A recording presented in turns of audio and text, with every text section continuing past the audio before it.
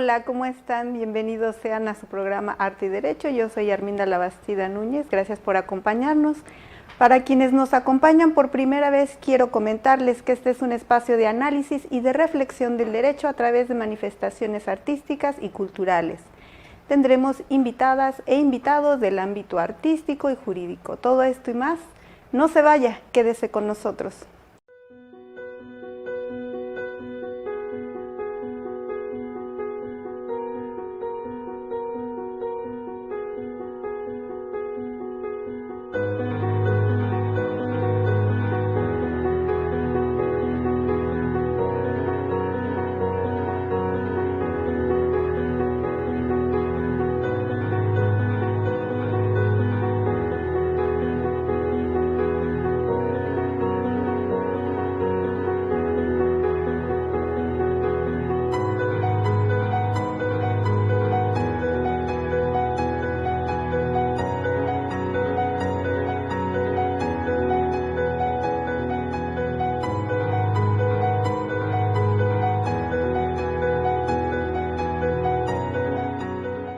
Envío un gran saludo a todos los grupos de arte, derecho, cultura que comparten este programa.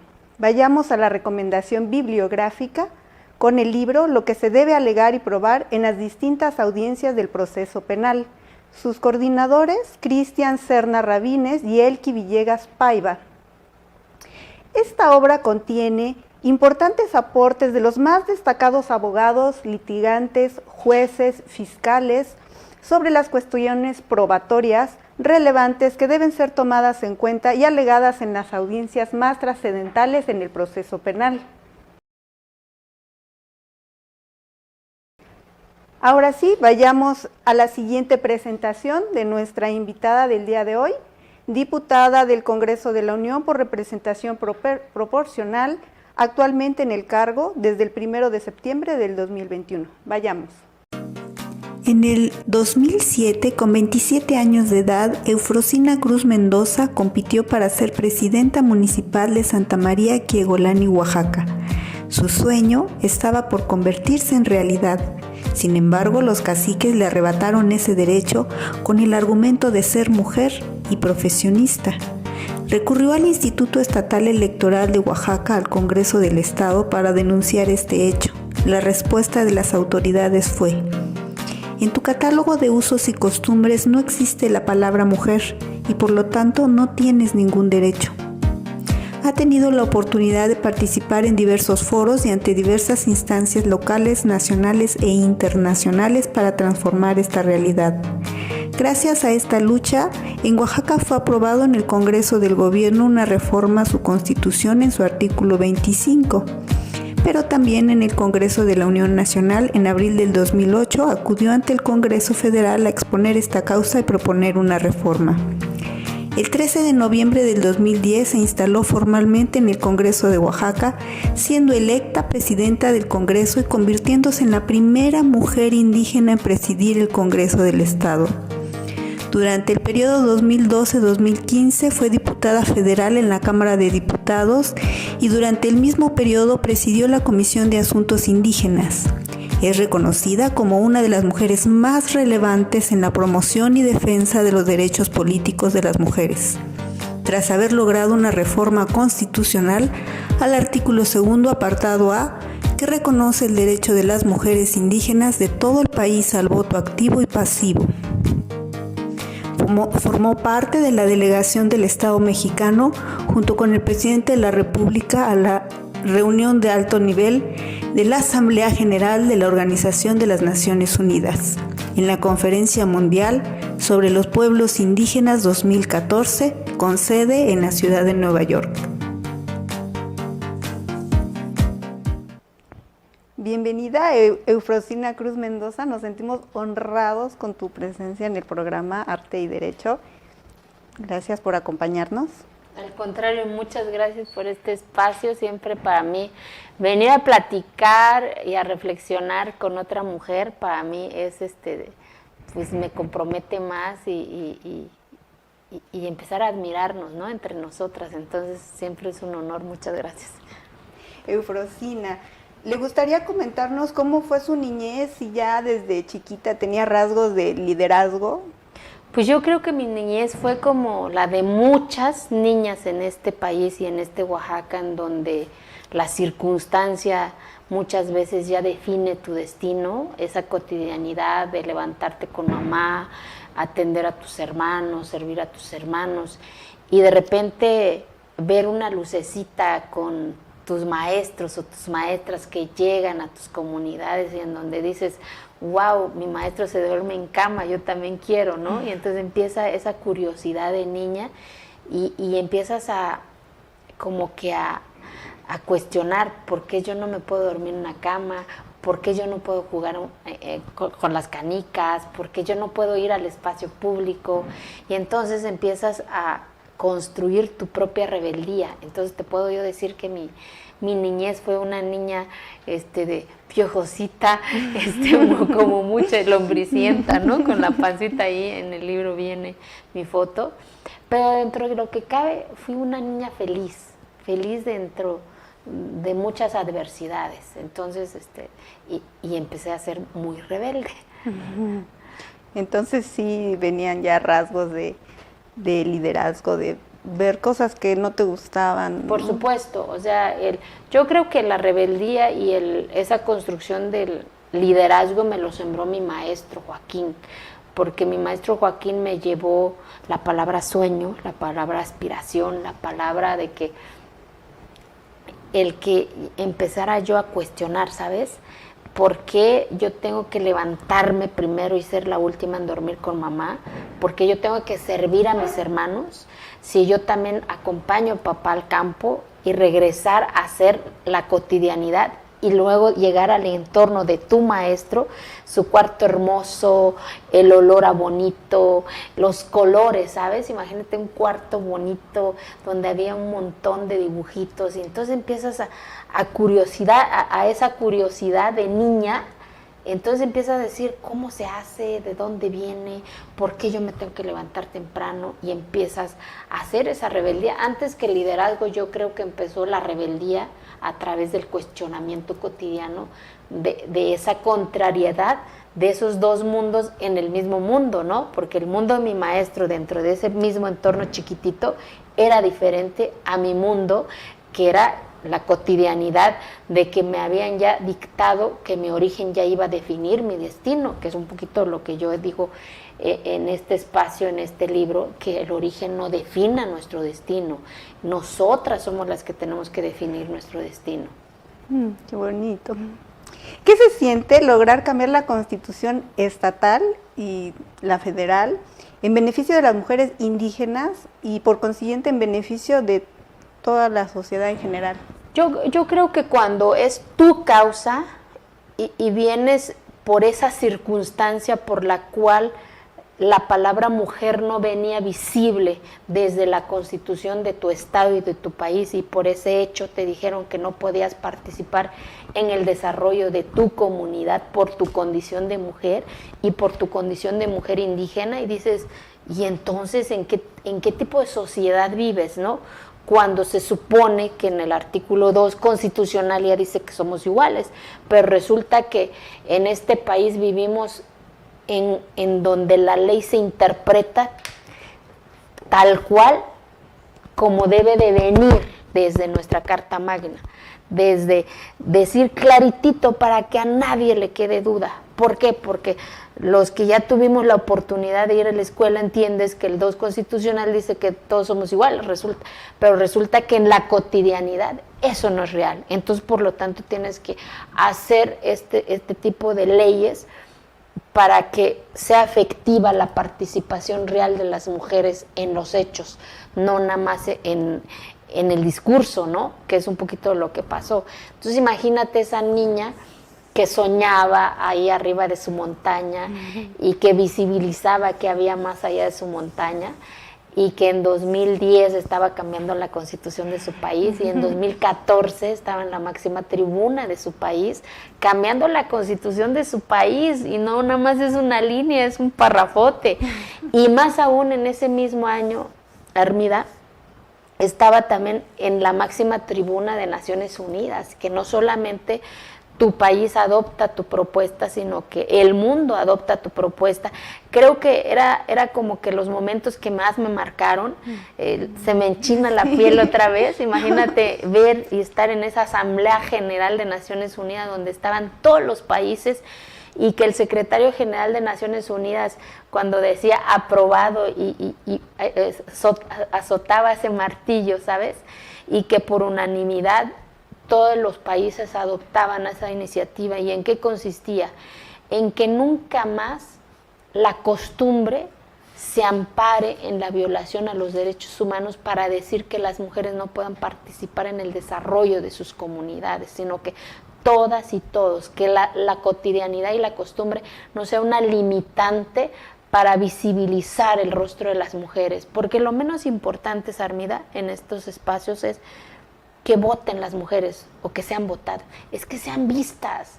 Si no eres vista ni siquiera en tu entorno comunitario, ¿cómo caramba vamos a ser vista para el resto de la sociedad? Entonces tenemos que partir desde nosotras para ser vistas y arrebatar nuestros espacios, porque nadie nos lo va a dar.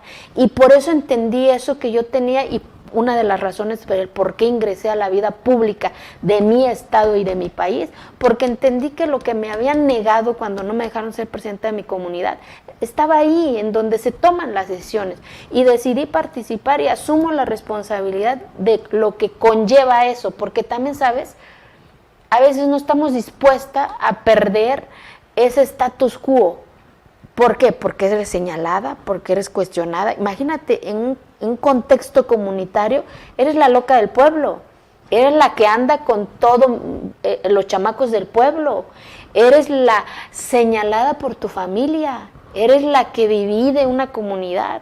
Entonces, ¿qué tan dispuestos también estamos para asumir esa responsabilidad? Entonces te puedo decir que el haber logrado una reforma a la Constitución local de mi estado y de mi país significó también satisfacción, pero significó también mucho dolor, mucha soledad. Pero pues ese es el chiste de la vida, dolor, felicidad, para que pueda ser realidad. ¿Por qué dolor? ¿Por ser como señalada? Dolor porque también esta lucha duele mucho en el camino. Porque imagínate, eres señalada por toda una cotidianidad, por toda una sociedad, y ahí entiendes que es violencia política, porque la violencia política ya no es solo un entorno de familia, ya la violencia es en torno a una comunidad, porque te señalan, porque te cuestionan, porque te criminalizan, porque te dicen de lo que te imagines y te ponen en el centro del debate, ¿no? Y es cuando tú dices, ¿qué estoy haciendo? Mejor aquí la paro, ¿no? Y es cuando entiendes que es parte de lo que te toca asumir para poder hacer eso, porque si no, un poquito lo que también he dicho es que si no lo hacemos nosotras, nadie lo va a hacer, nadie va a arrebatar nuestros espacios si no lo gritamos, si no lo exigimos, pero sobre todo si no lo decidimos. Sí. En el 2010 se instaló formalmente en el Congreso de Oaxaca, siendo electa presidenta del Congreso y convirtiéndose en la primera mujer indígena en presidir el Congreso del Estado. ¿Cómo fue esta experiencia para ti? Un chingo de bullying, porque imagínate, yo me acuerdo y lo digo en este libro que tengo la oportunidad de haber escrito, porque llegas en un contexto también en donde se supone que esos espacios es para la hija de, o los hijos de, o los que han ocupado espacios ya, ¿no? Y de repente llega Frosina, la hija de Domingo y la hija de Lupita, entonces empieza ese bullying político, o sea, ahí están todas las notas en donde creo que estuvieron conmigo un mes exhibiéndome mi inexperiencia quizás, pero como yo he dicho y al final lo pude hacer entender, de que la experiencia todos los días se construyen. Y también entendí que para poder yo entender cuál era mi función como presidenta de la mesa directiva, tenía que tragar la Constitución local de mi estado, la ley reglamentaria del Congreso, la ley orgánica del Congreso, para decir, a ver, ¿cuál es mi función? A ver, si no había acuerdos en el Pleno, no es mi responsabilidad, la responsabilidad de los señores coordinadores. Mi labor es nada más desahogar un orden del día, de lo que acuerdan los grupos parlamentarios, pero no me eches la culpa si no salen los acuerdos como ustedes lo acordaron. Así que la irresponsable, la que no sabe, no soy yo. Entonces, un poquito cuando te empoderas otra vez con el conocimiento, con los elementos en la mano, por supuesto también demuestras que tienes capacidad. ¿Por qué? Porque también vivimos en una sociedad, Armida, de que a las mujeres se nos cuestiona más, se nos examina más, se nos vigila más para ver si tenemos capacidad, si lo podemos hacer. O sea, no es que ya llegaste, ahora demuestra que lo puedes hacer, cosa que con mucho cariño a nuestros compañeros hombres, que los queremos un chingo, no se les hace porque ha sido cotidiano, ha sido normal. Si se equivocan no pasa nada, porque así ha sido. Pero llegas tú en cualquier espacio, eres la más cuestionada, eres la más vigilada, eres la más supervisada. A ver si, demuéstrale, a ver si te rueda el cerebro. Perdón, la experiencia lo construimos todas y todos los días. Así que también entre nosotras, ya también dejemos también de juzgarnos, porque de repente entre nosotras nos juzgamos más. Hay que empezar a admirarnos para que también el resto del mundo ya no nos juzgue tanto. Entonces te puedo decir que viví una experiencia en donde entendí que a pesar igual de los señalamientos y cuestionamientos, depende de ti también, con fuerza, demostrar que también a las mujeres nos rueda el cerebro y que somos chingonas. Sí, también somos seres humanos, sentimos, lloramos y nos equivocamos, por supuesto. Y bueno, se requiere como mucha fortaleza. Yo admiro mucho eso en ti, una fortaleza muy, muy grande para poder hacer todo lo que haces. Y platícanos del documental La lucha de los alcatraces, que fue dirigido por Luciana Kaplan. ¿Trata de tu vida? Sí, es La revolución de los alcatraces. Es un documental que caminó conmigo casi más de 3 años, desde que se inició el proceso para que las mujeres de Quiegolane pudieran ejercer su derecho al voto y ser votadas. Terminó precisamente el día que estaba yo tomando protesta, imagínate, como presidenta del Congreso. Nunca imaginamos que 3 años de caminar, de ir, de regresar conmigo, que la historia, la revolución de los alcatraces terminara con que esa niña estaba tomando protesta como presidenta del Congreso. Y de ahí, fíjate que compitió entre 3,000 documentales de todo el mundo y quedó dentro de los 10 mejores documentales del mundo en La Haya, Holanda. De hecho, la Corte Interamericana nos otorga un reconocimiento y un premio. Y ahí, fíjate que por eso habla de la señora Michelle Obama, una de las mujeres que admiro, fue la invitada de honor. Entre los 10 activistas de todo el mundo nos invitaron ahí y nos dieron nuestro reconocimiento, y quien nos dio el reconocimiento fue la señora Michelle Obama, que también ha roto paradigmas en una sociedad en donde se supone que lo gobiernan pues los blancos, ¿no? Y que de repente hoy sean los líderes del mundo, tanto ella como su esposo, pero cada quien con su historia, que es lo que admiro de ellos dos. Barack Obama es su historia, Michelle Obama es su historia. Cada quien ha luchado y se ha empoderado, y cada quien pues los admiramos, bueno, al menos yo, de diferente forma. Ella por mujer y empoderada, y la fuerza que proyecta cuando la tienes ahí enfrente de ti. Como la que se siente estando contigo, se siente en esa fuerza. ¿Nos podrías decir cómo surgió la asociación Quiego AC, que en sus siglas es Queremos Unir Integrando por la Equidad y Género a Oaxaca? Fíjate que a raíz de que no me dejaron ser presidenta, entonces entendimos, los chavos que estábamos emprendiendo eso, que teníamos que empezar a construir y a entablar un diálogo desde nuestro entorno, pero desde una sociedad civil.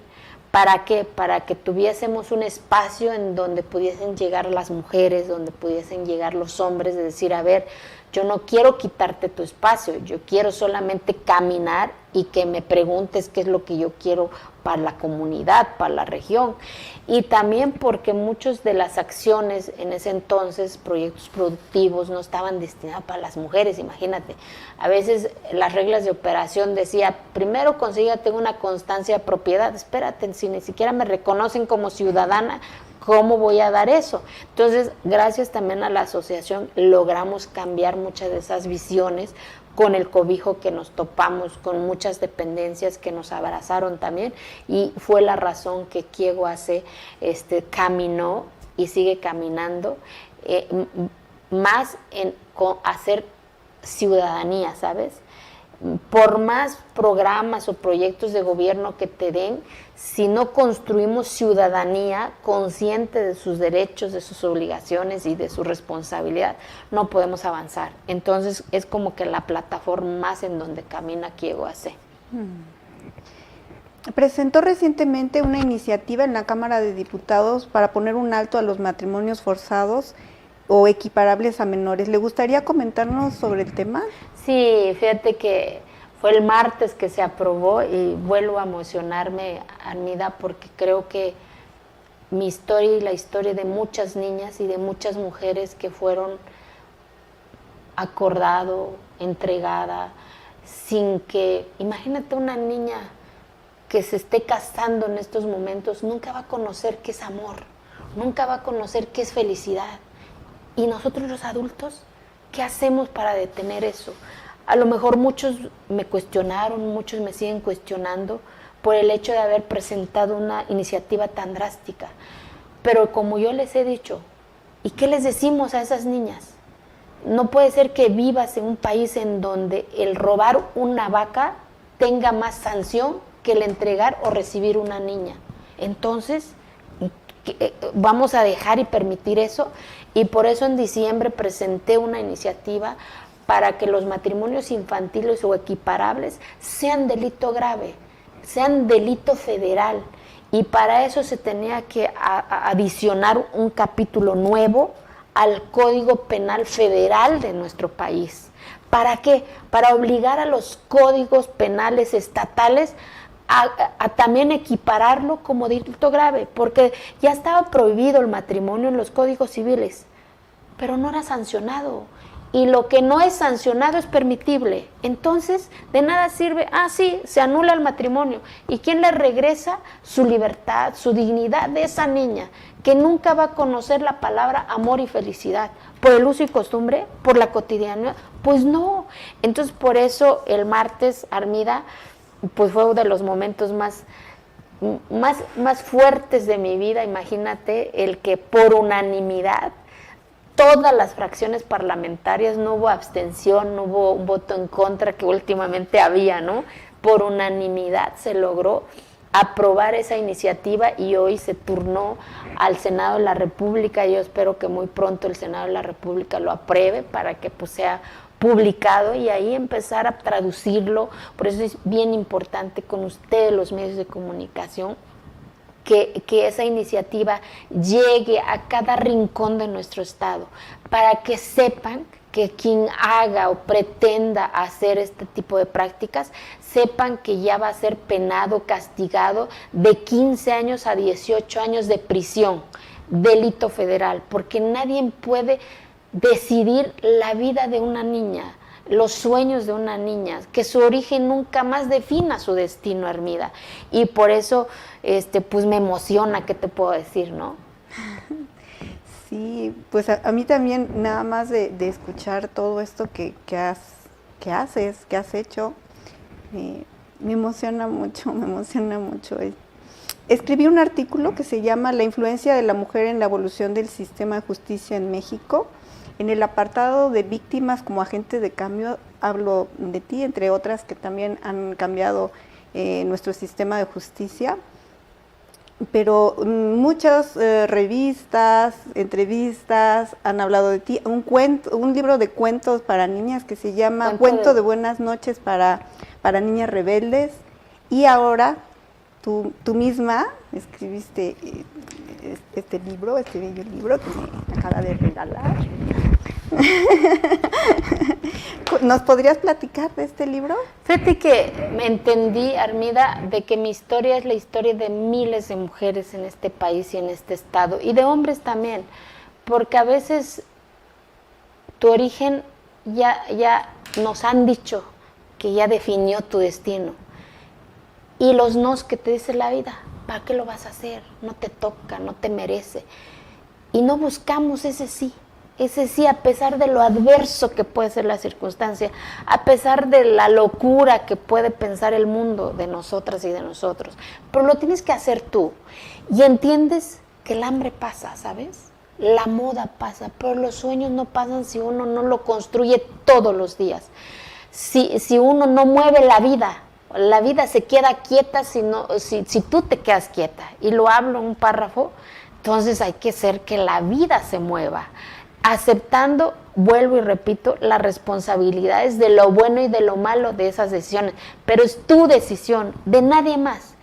Esa es la libertad, ¿no? Que sea tu decisión, que sea tu instrumento y que este cuerpo es tuyo, que nadie puede decidir sobre ese cuerpo, y tu objetivo es buscar la felicidad, pero la felicidad no es el eso que nos han dicho, ¿sabes? Que es todo risa, ¿no? La felicidad es frustración, la felicidad es soledad. Y también en el libro hablo también, y el entender me sirvió mucho, de perdón y de perdonarme, la gran reconciliación que hice con mi papá, Armida, con mi entorno. El amor más hermoso que me dio mi padre fue el haberme dejado ir, porque imagínate que su cotidianidad decía que tenía que entregar a su hija en matrimonio porque así lo dictaba su cotidianidad, y de repente dejarme ir, niña, vete, pero te olvidas de nosotros, ¿no?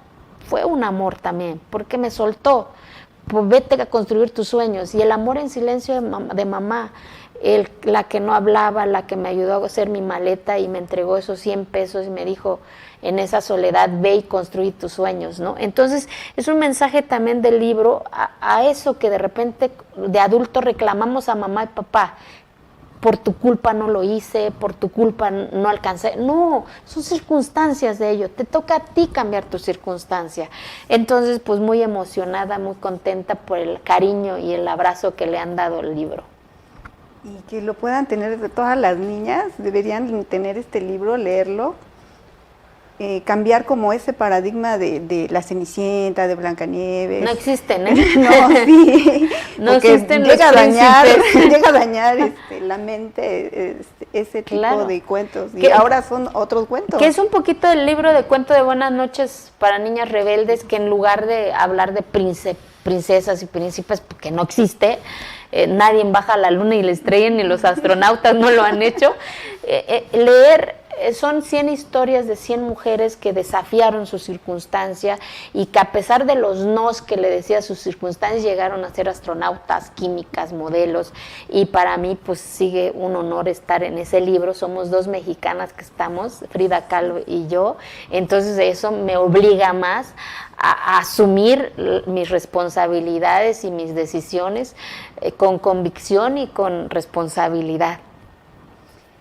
Pues el tiempo es breve, como para ir cerrando, ¿te gustaría comentarnos tus nuevos proyectos? No, pues ahorita estoy, ¿qué te puedo decir? Me encanta, estoy presentando el libro en las universidades de nuestro país, mañana estoy en Coahuila, la otra semana estoy en Veracruz, entonces lo han abrazado mucho los jóvenes y eso me entusiasma y eso me anima, y pues seguir caminando a nuestro estado y que este libro pueda llegar a todas las manos de las niñas, que es parte de el objetivo de las regalías del libro. Te comento, todas las regalías del libro, cada peso que reciba se va a ir a una fundación. Uno de los objetivos precisamente es que pueda llegar a todas las bibliotecas públicas de nuestro estado. Entonces, pues muy contenta.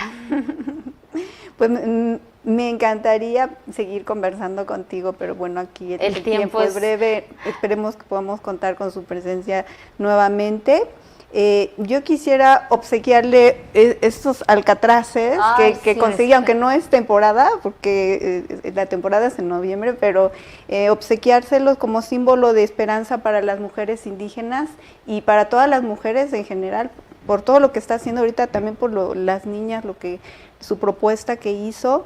Le agradecemos infinitamente, haya estado en Arte y Derecho, y sobre todo muchas gracias por todo lo que hace en el ámbito electoral, en la equidad de género, social, en todo lo que hace en general. Muchas gracias infinitamente por todo esto que hace. La admiro mucho en lo personal. Muchas gracias. Y pues muchas gracias por habernos acompañado. Muchas gracias y pues para mí siempre es un gusto venir a platicar y cuando me inviten, ahí vengo otra vez. Muchas gracias. Y a ustedes que nos acompañan en cada emisión, quiero agradecerles. Les mando un beso, los quiero mucho. Hasta pronto.